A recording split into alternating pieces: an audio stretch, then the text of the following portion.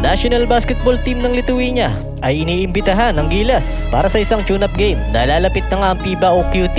Medyo naghahanda na rin itong national team ng Lithuania dahil kabilang din sila sa lalahok sa FIBA OQT.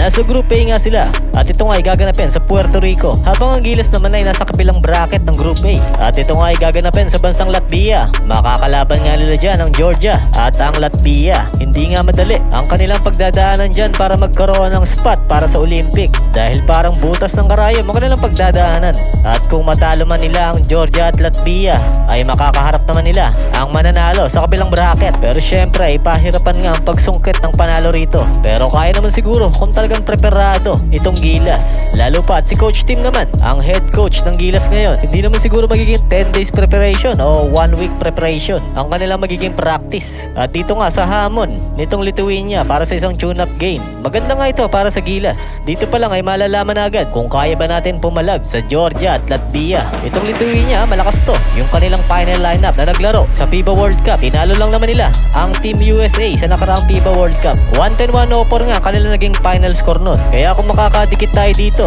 o mas maganda kung matatalo natin, ang ibig sabihin lang nun ay kaya na nating sumabay sa mga naglalakasang team dyan sa Olympic. Wala namang imposible kung talagang nagsisikap, lalo dito sa ating national team. Kung 100% preparado itong Gilas, para sa akin ay tingin ko ay kakayanin naman. Maganda naman yung build ng lineup ng ating national team. Kailangan lang din talaga nila ng mahabang ensayo para mapaghandaan yung kanilang makakalaban dyan. At malaking bagay din itong tune-up game nila kontra rito sa Lithuania. Basta wag lang merong ma-injured dahil problema yan para sa Gilas. Dahil solid na rin ang napiling lineup nito ni Coach Tim. Mahirap humanap ng quality player na magiging replacement kung sakasakali. Pero syempre ay umasa tayo na wala namang may injured sa lineup ng Gilas ngayon. Lalo pa at nalalapit na nga ang FIBA OQT.